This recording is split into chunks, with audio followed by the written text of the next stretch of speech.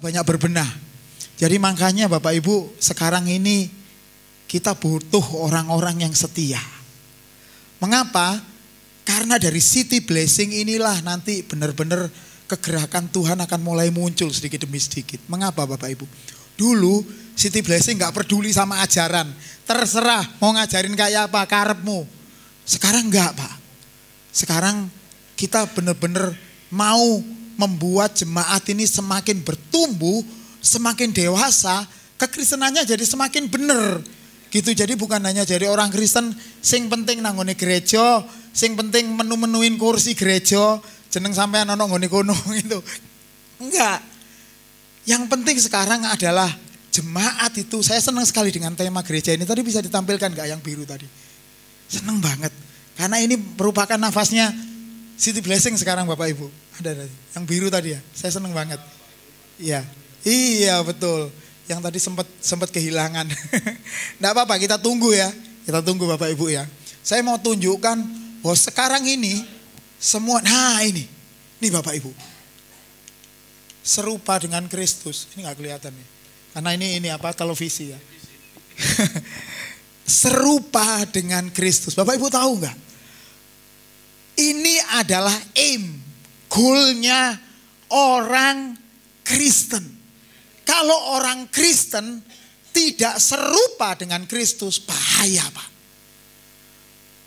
Akan memasuki sebuah areal yang namanya kekristenan agamawi. Dan Tuhan Yesus sama sekali tidak membangun Kristen agamawi di dunia ini. Yesus itu membangun kekristenan supaya serupa dengan dirinya. Karena apa? Gini Bapak Ibu. Agama-agama yang lain Bapak Ibu bisa perhatikan, semua agama di seluruh dunia ini termasuk agama Yahudi. Semua mengajarkan ritual agama. Agama itu ada ritualnya. Puasanya berapa lama. Datang ke tempat ibadahnya. Mesti harus cuci kaki, harus membersihkan diri dulu. Kemudian menyebut Tuhannya itu seperti apa. Itu ada aturannya, gak sembarang kalir, gak sembarang ini. Pastor Agung ini luar biasa Bapak Ibu. Saya sedikit cerita tadi, kita belajar dari ortodok gitu ya. Pastor Agung semuanya belajar dari ortodok. Nanti Bapak Ibu bisa cek. Orang Israel itu tidak boleh nyebut Tuhannya dengan perkataan Yahweh. Benar ya Pastor ya? Tidak boleh. Kalau ada orang Israel, ini orang Israel ya. Yang pandangannya adalah pandangan perjanjian lama. Ketika menyebut kata Yahweh, maka baginya orang yang menyebut Yahweh ini layak untuk dihukum mati, dirajam sampai mati. Karena apa? Tidak menghormati Tuhan. Itu tradisinya agama Yudaisme atau agama Israel. Semua agama menyebut Tuhannya dengan sebutan masing-masing. Makanya puasanya agama-agama yang lain itu jelas. Kalau agama Islam puasanya sekitar 29-30 hari. Orang Israel lebih lama lagi Bapak Ibu. Dan begitu juga agama-agama yang lain ada aturannya. Menyembah Tuhan ada aturannya. Tapi perhatikan baik-baik Bapak Ibu. Di kekristenan itu nyaris tidak ada. Tadi Pastor Agung sempat sedikit ngomong. Kita itu dipatahkan dari belenggu Taurat. Artinya di dalam kekristenan sudah ada, tidak ada lagi tradisi. Ritual, gak ada. Emang di kita ada. Puasa itu berapa lama gitu ada. Bapak Ibu bisa tanya ya ke Pastor Agung, Pastor Yakob atau saya juga ya. Yang pastor-pastor di Surabaya. Atau Pastor tanya Pastor di Jakarta, Pastor Paultan. Pastor, orang Kristen itu posone saulan ping piro atau setahun berapa kali? Dari 4 pastor jawabannya ada 5. Kenapa? Karena nggak ada memang ketentuannya. Lah terus agama Kristen ini agama apa-apaan? Masuk ke gereja nggak pakai cuci kaki. Kemudian kita nyanyinya sakarpe dewe, koyoke sakarpe dewe ya. Padahal sebenarnya itu tadi udah latihan, saya tahu. Gitu. Saya nanya sendiri. Habis itu nggak ada sama sekali aturan-aturan keagamaan. Lah terus ngono iku moro-moro mlebu surga. Ya apa ceritane? Kan gitu, banyak orang berpikir gitu. Nah, Yesus datang tidak membawa agama, tapi membawa ini Bapak Ibu. Agar semua pengikutnya itu serupa dengan dirinya. Oleh karena itulah kita itu disebut sebagai Kristen. Nek wong Kupang ngarani Kristen. Di sini ada orang Kupang, ada orang Ambon kah? Ya, Kristen kan? Kristen kakak ya? Kita sebutnya Kristen. Betul ya? Kristen, betul. Nek wong Jawa nyebutnya apa? Kristen. Apa sih artinya Kristen itu? Bapak Ibu harus tahu. Kristen itu sekali lagi bukan agama. Kekristenan itu adalah sebuah gaya hidupnya Tuhan Yesus yang harus dimiliki oleh setiap orang yang percaya kepada Yesus. Kata Kristen itu artinya adalah pengikut Kristus. Dari bahasa Yunani yang Pastor Agung pasti sudah sangat kenal sekali. Kristianos, mungkin Bapak Ibu sudah pernah dengar. Kristianos itu artinya para pengikutnya Kristus. Jadi kalau ada orang Kristen tidak seperti Tuhan Yesus, maka itu tidak bisa disebut sebagai orang Kristen. Walaupun gawe kalung salib gede kayak aku ngene iki. Ini kalung salib ini cuma tanda karena saya pendeta. Nek metu teko kene ya tak coplok. Ini tidak berarti apa-apa, bukan berarti kalau ini saya taruh di kamar, mari ngono setane wedi. Gak ono setan, nek ono setan duduhno salib. Enggak bisa Bapak Ibu, mboten saged. Yang membuat setan itu bisa dikalahkan tadi kita sudah nyanyikan. Oleh darah anak. Yang kedua oleh apa Bapak Ibu? Kesaksian. Kalau Bapak Ibu baca itu di kitab Wahyu ngeri. Ayatnya enggak berhenti sampai di situ. Kesaksian orang-orang yang dipanggil sampai mati ku Tuhan. Gila.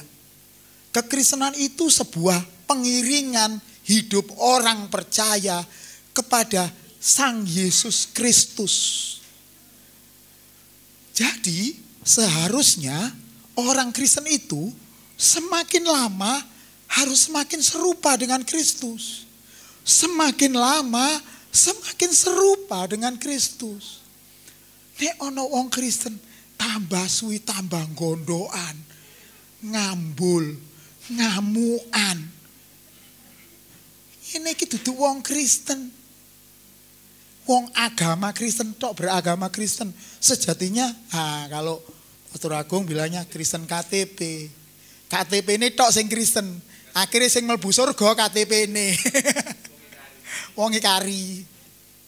Nah sekarang masalahnya kekristenan itu harus Bapak Ibu ketahui ya. Kekristenan itu membawa kita diubahkan selalu. Terus menerus kita itu diubahkan.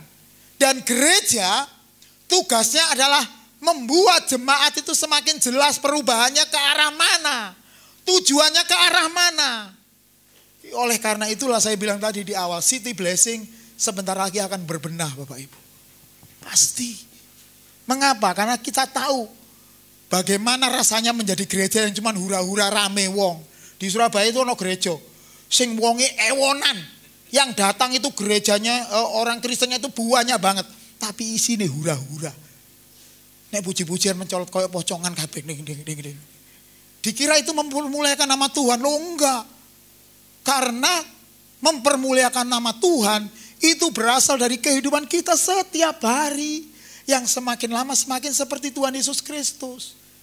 Nek wong Kristen ngomongnya haleluya, puji Tuhan, amin, luar biasa, glory, ngomongnya medino minggu tok. Sementara begitu menginjak hari Senin ngomongnya setan nih. Itu berarti duduk wong Kristen. Benar. Saya ngomong seperti ini bukan karena saya pendeta, enggak. Alkitab yang ngajarin kita kayak gitu Bapak Ibu. Nanti Bapak Ibu bisa buka Alkitabnya. Nah oleh karena itulah kekristenan itu unik. Hanya Kristenlah yang menyebut Tuhannya dengan perkataan Bapa. Bapak Ibu boleh cari agama seluruh dunia ini. Kalau ada satu agama saja yang nyebut Tuhannya Bapa, hebat. Termasuk agama Yahudi. Mereka tidak berani nyebut Tuhan dengan kata Bapa. Hanya orang-orang terdekatnya Tuhan yang di Alkitab menulis menyebut Tuhannya dengan kata ya Bapa. Tapi Bapak Ibu ini spesial. Sampean ini orang spesial. Kenapa? Karena sejak pengorbanan Tuhan Yesus 2000 tahun yang lalu di atas kayu salib. Sekarang Bapa sudah bukan satu pribadi yang jauh. Tapi dekat sekali dengan kita. Di mana Bapak Ibu? Di hati. Lewat apa? Lewat Roh Kudus yang ditaruh, sekali lagi ya, Roh Kudus yang ditempatkan di dalam hidup Bapak Ibu. Jadi setiap orang percaya, orang Kristen itu Bapak Ibu mesti harus tahu. Walaupun itu tidak kelihatan. Di dalam kita ini ada Roh Kudus yang tidak akan mungkin diambil lagi oleh Tuhan. Ini dahsyatnya. Roh Kudus yang Tuhan taruh di situ, Tuhan meteraikan. Dan itu tetap tinggal dalam hidup Bapak Ibu. Sekarang masalahnya adalah, apakah kita mau meresponi Roh Kudus itu? Nah, nanti kita akan belajar. Menyebut Tuhan dengan kata Bapa itu luar biasa dan tidak ada di agama yang lain. Itu bukan bicara masalah kedekatan saja, tetapi mengandung konsekuensi yang luar biasa. Hari ini kita akan belajar itu. Saya boleh ditampilkan tadi yang sudah saya bawa, sudah saya kasihkan Pastor Agung tadi ya. Gak apa-apa, kita tunggu sebentar Bapak Ibu. Kita nanti siap pulang jam 2 ya. Enggak. Nah, saya mengucap syukur sekali Bapak Ibu, ini adalah minggu pertama saya khotbah dengan status baru saya sebagai seorang doktor. Karena saya kemarin itu waktu suka debat-debatan, Pastor Agung tahu, Yuke mana Yuke? Yuke itu tahu saya dulu suka debat-debatan ya Yuke ya. Saya sama Pastor Sam dingenekno, Har, kok cek jahate ngone Facebook. Sekali-sekali mbok ya yang baik sama hamba-hamba Tuhan. Ojo senengane nyerang lor ngidul. Sopo ae diserang. Saya dulu kayak gitu Bapak Ibu. Saya dulu karena ngikuti kakak saya yang satunya itu. Aku ketularan. Bener Pastor Agung neruh berarti. Saya sampai beli bukunya sebuah gereja itu tak tuku untuk saya cari kelemahannya. Setelah saya ketemu saya serang itu baik-baik. Saya mau menunjukkan, saya ini orang hebat. Aku pinter belajar teologi, sampai kena saking semangati.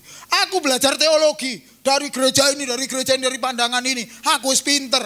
Kalau ada orang lain ngajarin sesat, saya serang. Pastor saya waktu itu, ojo jahat Har gitu.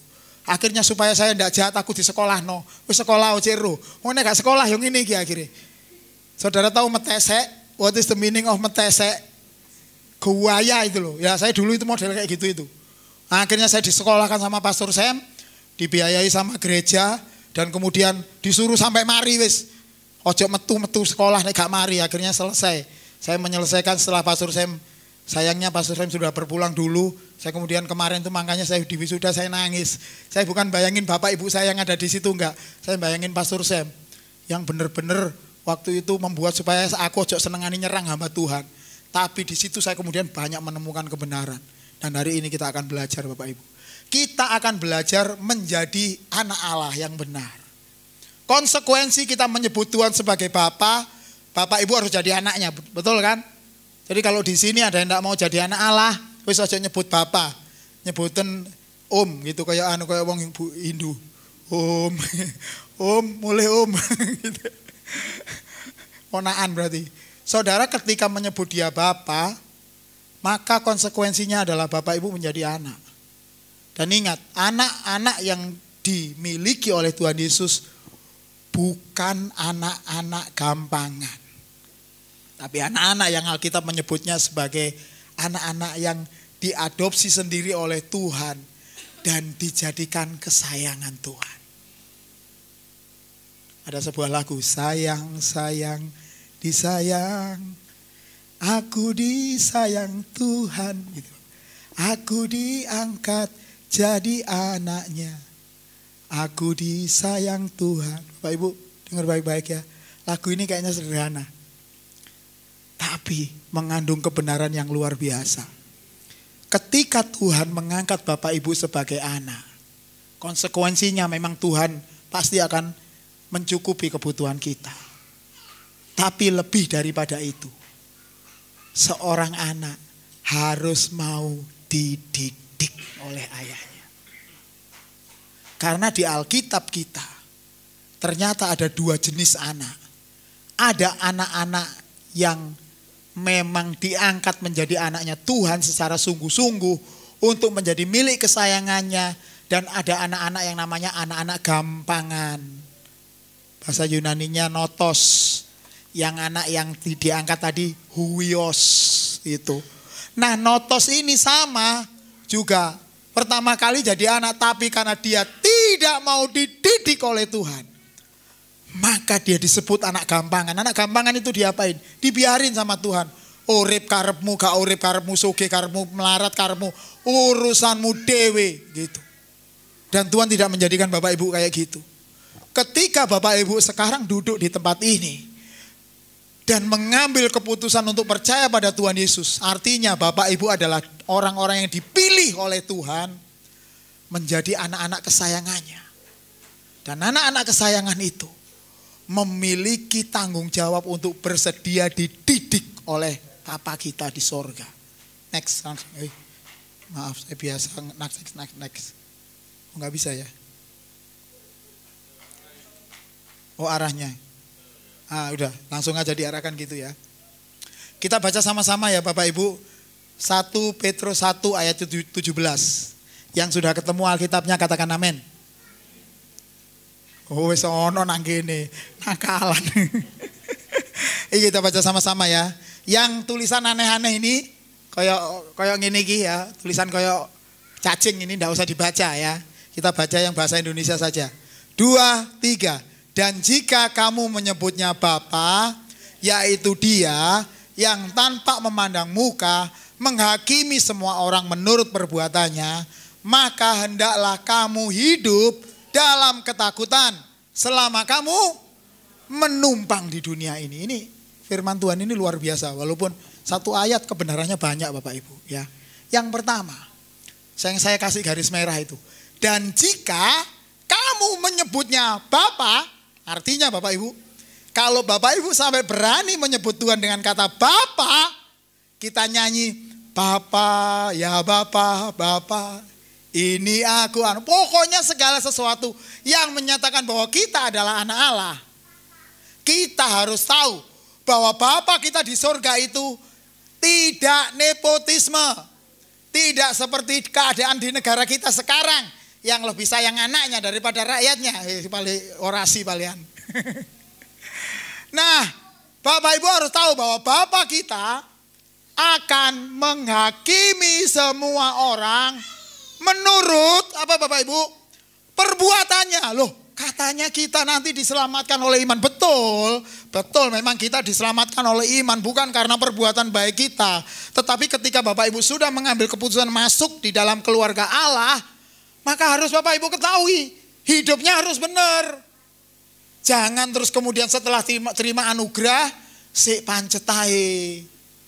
Nek dino Minggu bertobat 2 jam tok nek wayahe nang gereja. Gitu ya. Saya bisa minta tolong enggak? Pemain keyboardnya tadi mana? Atau Pastor Agung minta tolong Pastor Agung. Pastor Agung ini dulu pemain keyboard Bapak Ibu. Pastor bisa dibunyikan organ Pastor ya. Organ ya, organ yang ngeng gitu aja di blok aja Pastor. Enggak apa-apa, kita tunggu aja Bapak Ibu. Saya senang kalau ada bukti ini, ada ininya apa? Gambaran gini. Kalau enggak bisa membayangkan. Maaf ya Pastor, bukan saya suruh-suruh Pastor ya. Saya minta tolong. Ya, organnya. Kamu nih Pastor. Saya dunekno sih. Kalau enggak gitu enggak ini. Oh, dicilikno. Maaf ya Bapak Ibu yang ada di rumah, yang ada di YouTube dan ya. Nah. Berita ibadah hari ini. Biarlah dosamu yang merah seperti kirmisi akan dibuat putih seperti salju. Dan dosamu yang merah seperti kain kesumba akan Tuhan buat putih seperti bulu domba. Haleluya, haleluya, haleluya. Asik. Dosa yang merah seperti kirmisi sudah Tuhan putih mulai. Senin mabuk lagi, judi lagi, mancing lagi, main golf lagi gitu. Mancingnya enggak salah, totoane iku sing salah. Mendemi sing salah. Hari Minggu datang lagi di ibadah. Duduk di tempat paling depan atau paling belakang atau tengah. Maaf saya enggak nyindir di sini ya. Di Surabaya juga ada. Berita ibadah hari ini. Biarlah dosamu yang merah seperti kirmisi Tuhan buat putih seperti salju. Haleluya, Haleluya, haleluya. Pulanglah dengan membawa damai mulai. Senin mendem maneh, ngerasani wong maneh, maki orang lagi. Terus kemudian meso-meso maneh. Sudah Pastor, terima kasih Pastor. Contoh Bapak Ibu, ada begitu banyak orang Kristen yang datang di gereja. Maunya Tuhan mengampuni, tapi hari Senin, Selasa, Rabu, dan sampai nanti hari Sabtu, itu hidupnya sama dengan orang dunia. Kekristenan yang seperti ini bukan kekristenan anak Allah. Karena kekristenan anak Allah itu Tuhan didik dengan cara yang luar biasa. Bapak Ibu harus tahu bahwa pendidikan itu ujungnya bahwa kita nanti akan dihakimi menurut apa yang kita lakukan. Bukan berarti kita orang baik itu pasti masuk surga, bukan. Bukan, saya tidak sedang ngomong kamu harus jadi baik, enggak. Saya sedang ngomong jadilah seperti Tuhan Yesus Kristus. Itu. Karena belum tentu orang baik di dunia ini bisa masuk surga, enggak. Saya ingat setahun atau 2 tahun yang lalu, saya bersama Pastor Fani Bapak Ibu. Waktu itu ada adik rohani saya, karena arek Wayu, kok kapan-kapan tak cari ini, artis. Itu ya. Habis itu ada orang kaya di Surabaya yang naksir dia gara-gara nonton Instagramnya dia. Akhirnya ngelamar, bukan ngelamar ya, masih PDKT. Dia ngomong, kamu belum jadi Kristen, aku nggak mau. Ini orang bukan orang Kristen. Akhirnya orang ini dipertemukan sama saya. Kamu ketemu sama abang saya gitu, panggil saya abang. Akhirnya saya temui dia. Wong isu oke temenan. Omahe loro. Di Surabaya itu daerah mana Pakuan City. Pakuan pokoknya. Pokoknya rumahnya 2 kuwede gede, bener, kuwede gede. Aku sampai ngomong ana wong duwe omah gede ini sakmene. Dan orangnya bukan hanya kaya Bapak Ibu. Orangnya sangat-sangat generous, sangat-sangat baik. Setiap minggu dia keliling di seluruh tempat ibadah di Surabaya. Setiap tempat yang dia temui dikasih uang. Loh, kan enak kan. Tapi kok gak tahu ngene SCB yo gak tahu. Tapi mungkin diliwati karena SCB nyelempit tempatnya. Setiap dia ketemu tempat ibadah, apa nggak baik orang seperti itu Bapak Ibu? Kita aja yang Kristen belum tentu bisa kayak gitu. Dia sebaik itu. Kemudian dia cerita kebaikannya. Cerita. Saya bilang, ini orang ideal nih. Kalau adik saya ketemu sama orang, adik rohani saya ketemu sama orang ini cocok nih. Enak, paling enggak kok.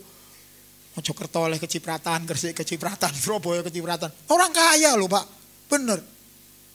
Tapi rupanya kebaikannya itu hanya kedok. Karena dia gini, pernah ngomong sama saya gini. Bang, saya ini baik sama orang supaya nanti satu saat. Saya ini kalau susah ditolong sama orang. Saya kaget dari situ. Oh, ternyata kamu baik itu ben nanti satu saat ditolong uang toh. Bayangkan Bapak Ibu ya. Kayaknya baik, tapi motivasinya supaya ditolong orang. Kekristenan gak kayak gitu. Kita baik sama orang, bukan karena kita pengen ditolong. Atau satu saat kita nanti ditolong wong liya, enggak. Kita baik sama orang, karena itu karakternya Yesus. Karena Yesus yang sudah dulu baik sama kita, maka kita baik sama orang. Terlepas dari orang itu baik atau enggak ada urusan. Tugas kita sebagai orang percaya, jadi orang benar. Gitu. Nah lanjut ayatnya. Ini ayat yang luar biasa. Jangan dulu, kita belum selesai. Maka hendaklah itu ya, setelah kuning itu ya. Maka hendaklah kamu hidup dalam ketakutan selama kamu apa Bapak Ibu? Ini dahsyat ini, benar-benar dahsyat ayat ini. Ternyata Alkitab kita itu sudah lebih dulu memberitahu bahwa sebenarnya kita di dunia ini numpang. Nek wong Jawa ngarani mampir ngombe. Tambah diluk maneh nek numpang lumayan, nek numpang rada suwi. Mampir ngombe ini mari ngono budal. Bapak Ibu harus ketahui bahwa ketika Bapak Ibu dipanggil untuk menjadi orang yang percaya, dengar baik-baik ini penting ya, tolong perhatikan. Ketika Tuhan Yesus memanggil Bapak Ibu jadi orang yang percaya, maka rumah kita sudah bukan di dunia ini lagi. Kita sudah menjadi orang dengan warga negara kerajaan sorga. Artinya sampean itu aslinya bukan orang dunia. Aslinya orang kerajaan sorga. Puji Tuhan. Bukan puji Tuhan, ada konsekuensinya. Konsekuensinya adalah ketika kita di dunia ini gak boleh mencintai dunia ini. Semua yang ada di dalamnya kita gak boleh mencintai. Saudara boleh memiliki, tapi satu saat ketika Tuhan untuk pakai untuk kemuliaan nama Tuhan, Tuhan tarik, saudara gak boleh protes. Saudara gak boleh sakit hati. Saudara gak boleh kecewa sama Tuhan. Karena semua yang ada di dunia ini bukan punya kita. Harta kita bukan di sini. Harta kita di sorga. Oleh karena itu firman Tuhan, kumpulkanlah bagimu harta di sorga, bukan di bumi.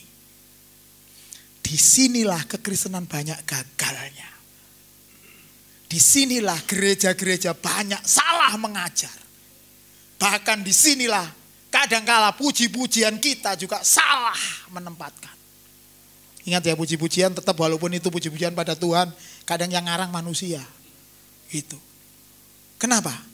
Karena justru banyak sekali pengajaran-pengajaran di gereja yang hura-hura itu tadi, yang modelnya mencolot-mencolot itu mau, ya. Ajarannya adalah membuat supaya kita itu sukses di dunia. Kaya di dunia, kemudian punya segalanya di dunia ini. Itu jelas bukan pengajaran dari Alkitab. Pengajaran dari Alkitab adalah mengubah Bapak Ibu supaya semakin lama semakin menjadi anaknya yang semakin serupa dengan Kristus. Iya dong. Namanya Bapak itu kalau punya anak pasti anaknya mirip sama bapaknya.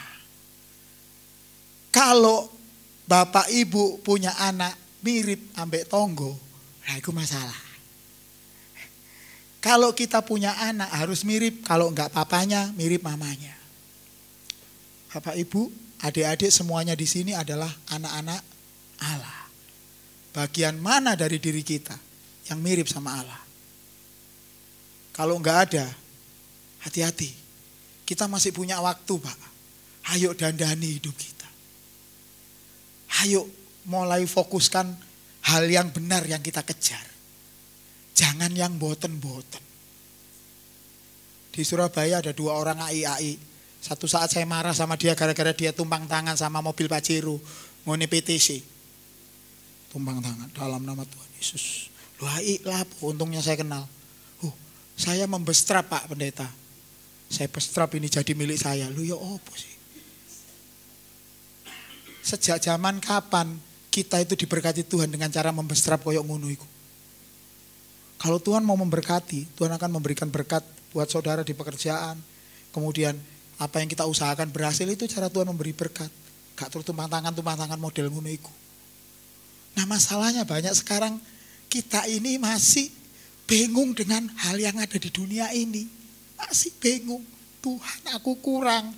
Tuhan aku loro. Tuhan aku koyok ngene Tuhan. Walah kok tego mento Tuhan. Sehingga akhirnya di titik puncaknya adalah banyak orang yang kecewa dengan Tuhan. Nangone gereja ketemu ambek pastore, lali gak salaman, loro ati. Ngone gereja disendir ambek tonggone gereja, tonggone longgo, sakit hati, ndak disuruh pelayanan, loro hati. Akhirnya mereka ndak gereja-gerejaan. Kalaupun ngone gereja pindah ngone gereja liane. Saudara, saya paling tertawa, paling ngakak kalau lihat ada orang pindah gereja dan bangga pamer ngone media sosial. Wah, aku ngone gereja gede saiki. Ya opo sih? Itu kan sama saja dengan orang tidak naik kelas. Mari ngono pindah sekolah, gak munggah, bangga. Kan wong ngene saja. Tapi ya saya tidak mau ngomong ya. Ya kalau ada yang bapak ada orang-orang yang seperti itu, terus ojo kon mau ditegur sampai pastor, enggak. Ini untuk pembelajaran buat kita semuanya. Jangan gampang kita merasa tersinggung, Pak, Bu. Jangan gampang merasa kita marah karena gara-gara kita tidak dihormati oleh orang lain. Saudara nggak dihormati orang lain nggak apa-apa. Yang penting Tuhan Yesus memberi jempol pada saudara karena saudara diubah. Bukankah Yesus ketika dia disalib, Bapak kita loh ini, Yesus Bapak kita, ketika dia disalib di Bukit Golgota waktu itu, untuk menebus dosa kita. Ketika dia masih di atas kayu salib, ada orang melete dari Romawi. Mbuh perwirane apa pokoknya prajuritnya Romawi melete. Bapak Ibu ngerti melete ya? Guayang lho irunge munggah ngene lho. Aku ning ngene iki melete kira-kira. Aku dhisik melete soalnya. Gitu. Jadi iso kayak contoh. Melete gaya. Terus ngomong di depannya Tuhan Yesus. Kalau engkau anak Allah, turunkan dirimu. Loh. Allah ditantang. Pertanyaannya Bapak Ibu, kira-kira Tuhan Yesus bisa turun enggak? Bisa banget, dia Allah. Tapi dia enggak turun. Nanti Bapak Ibu tahu sebabnya. Kalau itu yang jadi Yesus itu saya atau Pastor Agung, mudun temenan ya Pastor. Gak terima, aku kurang ajar wong ngono iku. Kurang ngerus apa aku ya? Tak tempeling bambung kon, gitu. Kalau yang jadi Yesusnya itu saya, ya Pastor Hari, kalau biasanya orang nyebut saya Ustadz Hari. Yang jadi Yesusnya saya, aku mudun temenan. Tak goleki wonge sing ngomong mau. Siapa sing ngomong mau? Siapa? Rene. Kon iso diatur enggak? Mulutmu bisa diatur enggak? Tak tempelin temenan. Plak. Sampai lambene pindah rene. Kemudian aku teriak-teriak, "Hei, semua yang ada di sini, bapak-bapak, ibu-ibu." Kok lagu dangdut kalian. Semua yang ada di sini perhatikan, jangan kayak dia ya. Kalau ada yang berani kayak dia, awas, tak tempelin genti. Semunggah ngene kayu salib. Ambek kon kapok kon. Awas yo, meneng ae. Itu kalau yang jadi Yesusnya saya. Tapi untungnya itu Tuhan Yesus kita. Dia tidak pernah melakukan itu. Walaupun ada orang menghina di bawah dia. Dan dia bisa membalas orang itu. Dia cuma ngomong kayak gini Bapak Ibu denger ya. Itu Bapak kita. Bapak, ampunilah mereka. Karena mereka tidak tahu apa yang mereka perbuat. Bapak kita, Tuhan Yesus itu melakukan hal itu. Dan sekarang hal yang sama harus Bapak Ibu mulai kerjakan dalam hidup. Ketika diremehkan sama orang, ketika direndahkan sama orang, ketika orang lain itu tidak menghormati kita, apa yang kita lakukan? Dulu, zaman dulu, ceceng-ceceng. Oh, gak terima aku, kon ngerasani aku ya. Aku kerungu, kon ngerasani aku. Itu dulu, mudah-mudahan di sini ndak ada ya Bapak Ibu, amin, haleluya. Amin, gak ono sing aku maksudnya. Biasanya kita kalau ada orang yang merendahkan kita kayak nggak terima. Diparani wong ini iso dicelatu sampai wongnya terdiam dan orangnya tahu salahnya apa. Kapok kon. Ngerti ya? Aku saking gurung metu sungutku. Kita kadang-kadang kayak gitu. Padahal Tuhan nggak pernah ngajar kita kayak gitu. Tuhan ngajar kita untuk mengampuni. Lho Pak lah ya dadi wong Kristen koyo ngono lak rugi. Lho memang. Di dalam kekristenan itu kita tidak akan mendapat keuntungan apapun di dunia ini. Karena yang kita kumpulkan harta di sorga Bapak Ibu. Bukan harta di sini. Kita direndahkan sama orang. Enggak apa-apa. Ampuni dia. Belajar melepaskan pengampunan. Sakit Pak. Saya tahu. Saudara kira Tuhan Yesus tidak sakit waktu disalib. Kemudian dihina kayak gitu itu. Sakit. Dia bisa balas loh. Dia bisa balas yang lebih jahat buat orang itu. Tapi Yesus tidak lakukan. Untuk apa? Supaya memberi teladan kepada Bapak Ibu. Supaya Bapak Ibu juga bisa berubah di dalam kekristenan kita. Ingat ya Pak, kita ini di dunia ini numpang. Numpang itu sewaktu-waktu kita bisa pulang. Artinya kita di dunia ini gak lama Pak. Paling banter 70-80 tahun kan. Nek nyampe. Wingi ana jemaat Surabaya City Blessing umur 42 mati. Sik enom. Bojone nuwangis.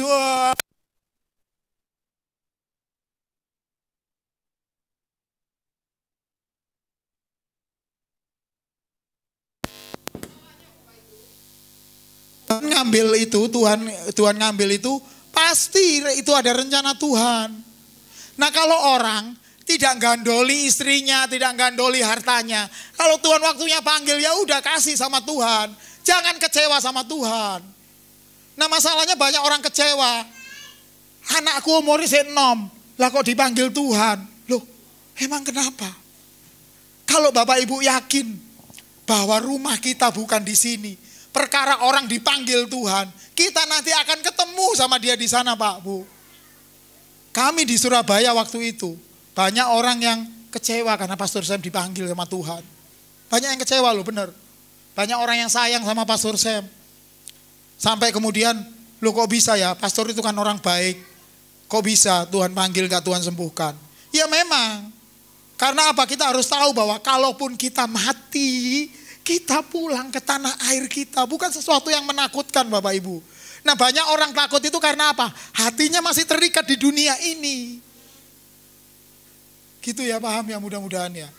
Oleh karena itulah di usia yang gak terlalu lama ini, ayo saya ajak Bapak Ibu.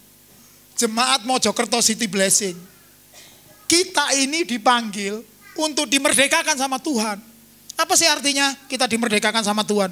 Bukan hanya masalah kita ditawan sama dosa saja. Tapi ditawan sama seluruh pikiran, perasaan yang serupa dengan dunia ini itu tawanan. Nah kalau orang sudah dimerdekakan, kita sekarang hidup merdeka bersama-sama dengan Tuhan Yesus. Seperti Tuhan Yesus. Gitu. Dan disinilah kekristenan banyak yang maaf ya Bapak Ibu, gagal.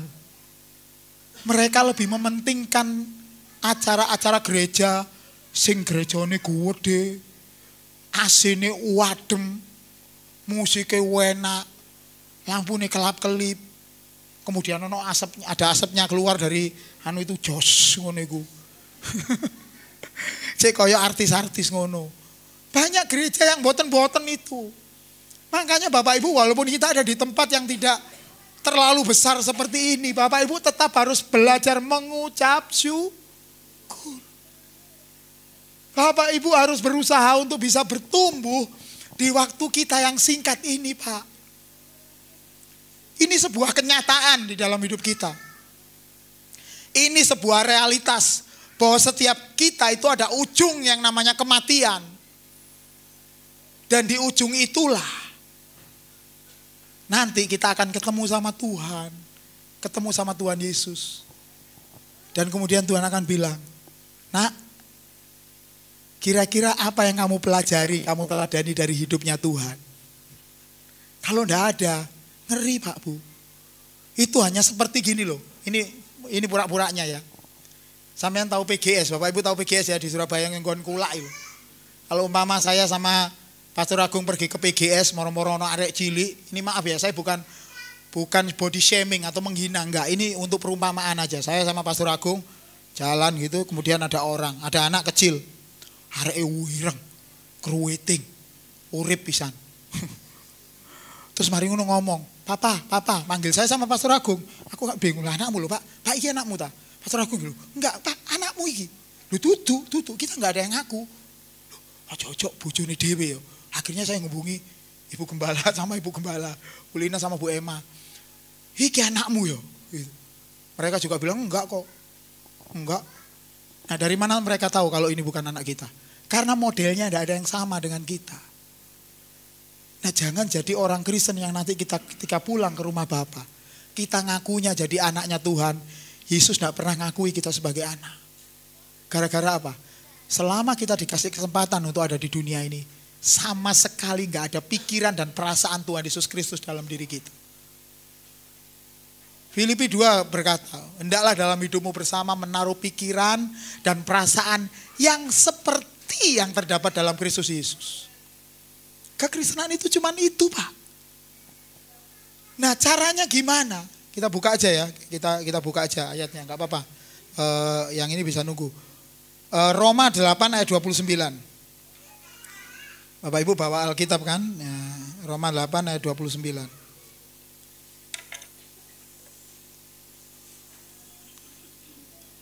Roma pasal yang ke-8 ayat 29. Ya. Yang sudah ketemu katakan amin. Kita baca sama-sama ya Bapak Ibu ya. 2, 3. Sebab semua orang yang dipilihnya dari semula, mereka juga ditentukannya dari semula untuk serupa dengan gambaran anaknya. Supaya ia anaknya itu menjadi yang sulung di antara banyak saudara. Saudara yang sudah dipilih, saudara ditentukan tujuannya. Ini bukan ditentukan kemudian tiba-tiba bisa jadi serupa, enggak. Saudara ditentukan tujuannya, dari bahasa aslinya gitu. Supaya kita serupa dengan gambaran anaknya, serupa dengan Yesus. Gimana caranya kita bisa serupa dengan Tuhan Yesus? Saudara baca Alkitab, Yesus itu kayak apa hidupnya? Supaya Yesus itu menjadi yang sulung, dia jadi teladan kita. Gitu. Nah Bapak Ibu, masalahnya adalah waktu kita itu cuma sebentar untuk bisa serupa dengan Kristus. Enggak lama. Artinya untuk sampai kepada perubahan itu butuh kesetiaan, butuh ketekunan, butuh penguasaan diri. Pokoknya banyak, nanti Bapak Ibu bisa belajar semuanya dari firman Tuhan. Supaya kita bisa nemu, oh Yesus itu kayak gini, aku kayak gitu. Nah supaya kita bisa seperti itu, Alkitab juga sudah memberi jawabannya. Roma 8 ayat 28. Supaya saya balik, sengaja saya balik. Supaya kadang-kadang orang itu banyak salah membaca Roma 8 ayat 28. Saya balik aja supaya Bapak Ibu tahu kenapa Roma 8 ayat 28 ditulis. Kita tahu sekarang bahwa Allah turut bekerja dalam segala sesuatu untuk mendatangkan apa? Kebaikan bagi mereka yang mengasihi Dia. Yaitu bagi mereka yang terpanggil sesuai dengan rencana Allah. Terpanggilnya apa? Itu tadi, dipilih, ditentukan supaya serupa. Maka Tuhan kemudian mendatangkan kebaikan di dalam segala hal. Berarti kebaikannya apa? Berkat, kekayaan gitu itu. Bukan.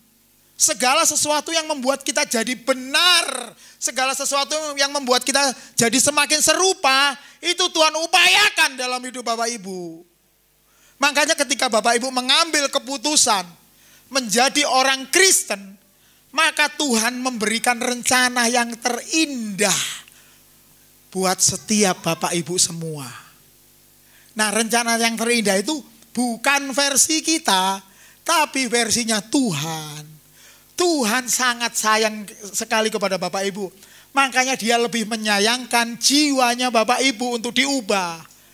Daripada membuat Bapak Ibu kaya. Membuat Bapak Ibu punya rumah di mana-mana. Percuma kalau dikasih berkat, akhirnya jiwanya hilang. Karena gak menjamin orang punya uang, orang punya kepandaian, orang punya gelar, profesor, dokter, karburator, bocor gitu. Itu menjadi hebat, enggak. Karena ternyata saya pernah pelayanan Bapak Ibu. Beberapa bulan yang lalu saya pernah pelayanan di Lowok Waru Malang. Ketika saya pelayanan di sana aku kaget. Ketemu koncoku pelayanan waktu di Surabaya. Seorang hamba Tuhan besar, gerejane gede, lulusan S3 teologi, punya sekolah teologi, mlebu penjara karena pencabulan kepada jemaatnya sendiri. Loh kok iso? Pertanyaannya kok bisa? Kok bisa ada pendeta kayak gitu? Bisa. Karena apa? Karena dia tidak semakin serupa dengan Kristus. Dia memang pinter di sininya, pinter memang. Makanya saya dari awal tadi bilang, saya dulu itu senang debat-debatan itu tak pikir naik pinter iku. Uang iku iso, weh hebat ya, dahsyat ya. Ternyata saya lemes saya dengar firman Tuhan ini. Bagi kita nggak penting. Bagi Bapak Ibu yang nggak terlalu pendidikannya tinggi, nggak masalah. Bapak Ibu yang cuma lulusan SD, TK enak ada lulusannya ya Pak. SMP, nggak masalah, yang penting Bapak Ibu mau dipanggil supaya serupa dengan Kristus. Nah Tuhan memberikan caranya, yaitu apa? Tuhan mendesain semua kebaikan dalam hidup Bapak Ibu. Apa itu? Semua masalah, semua persoalan, semua pergumulan, semua hal yang terjadi dalam hidup Bapak Ibu. Itu Tuhan rancangkan detail banget supaya Bapak Ibu alami dalam hidup Bapak Ibu setiap hari. Dan tujuannya Bapak Ibu bisa belajar dari masalah itu. Ketika kita mau belajar kerendahan hati dari Tuhan Yesus, gimana caranya Tuhan ngajar? Pastor Agung pasti ngajar dari sini, pasti. Ngajar kerendahan hati di mimbar, pasti. Tapi yang paling penting adalah setelah diajarkan itu, Bapak Ibu kembali ke kehidupan yang nyata, sampean ketemu ambek wong mlete. Kira-kira ya apa sampean? Nek ketemu ambek wong mlete. Gaya, gelange situk ae sik lagi tuku wingi ae gaya. Gelangku lho, loro, meneh tak gawe meneh nang gereja yo. Kita pakai gelang 2. Wonge gak terima. Halah gelang loro, akhirnya gawe telu. Akhirnya sampean gawe gelang keroncong 10. Lungguh ngene ngarep. Tangannya diangkat. Nama Yesus, tring, tring, tring, tring. Menara yang kuat, tring, tring. Sakjane pamer, ate pamer gelang. Kalau di sini nggak ada ya, di Surabaya itu ada. Bapak-bapak yang senengannya pakai lengan panjang atau pakai jas kayak saya. Karena apa? Jami regone 200 juta. Senengane ngene, bolak-balik ngene. Ngene no. Mau pamer, ada teman saya hamba Tuhan pendeta. Naik khotbah itu, saudara-saudara bukan gini. Saudara-saudara. Pamer apa ya aki? Aki larang-larang. Banyak orang tidak tahu bahwa kekristenan itu gak perlu pamer. Ketika Tuhan memberkati Bapak Ibu, ketika Tuhan memberikan kesempatan Bapak Ibu untuk mendapatkan berkat, berkat itu bukan untuk sampean. Sejatinya berkat itu semuanya miliknya Tuhan. Oleh karena itulah Bapak Ibu harusnya membela nama Tuhan. Kalau di perjanjian lama ditafsirkan dengan nama perpuluhan, orang Israel itu perpuluhan. Orang Kristen itu bukan perpuluhan Bapak Ibu. Seluruh hidup Bapak Ibu miliknya Tuhan. Nah terus aku gak apa-apa Pak.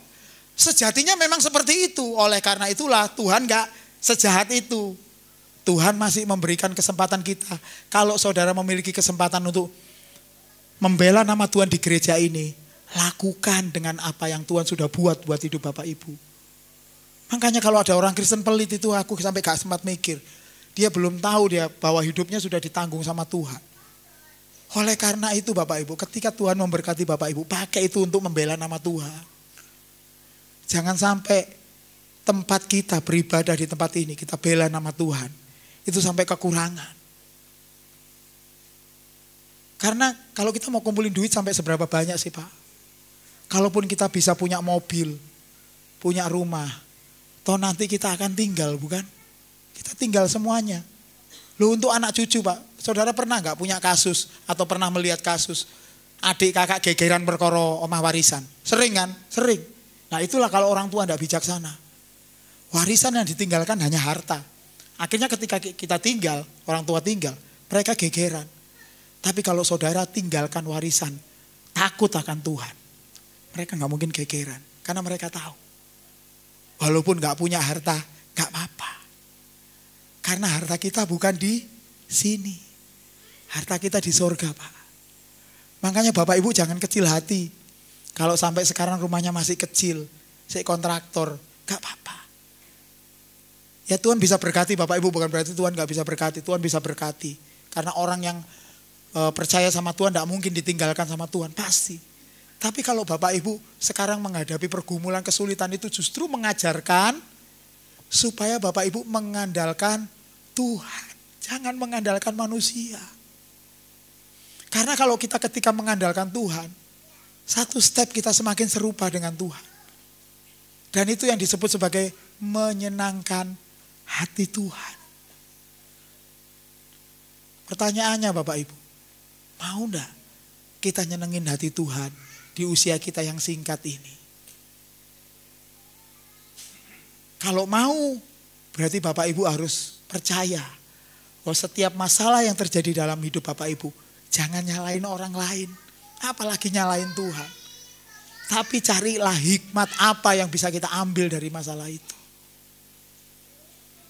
Itu. Karena kita tidak lama loh Pak, sekali lagi saya ngomong, kita tidak lama di dunia ini. Kalau Bapak Ibu nanti tahu, saya cuman sayangnya saya nggak cukup waktu untuk menceritakan apa saja yang terjadi di sorga. Kalau Bapak Ibu tahu apa yang terjadi di sorga, Bapak Ibu pasti mau Tuhan siapkan sejak sekarang ini. Supaya semakin lama semakin serupa dengan Tuhan Yesus Kristus. Tapi nanti saya janji, next saya akan cerita tentang apa yang terjadi di sorga. Supaya kita tahu bahwa sebenarnya adalah Bapak Ibu ini adalah orang-orang pilihannya Tuhan. Amin.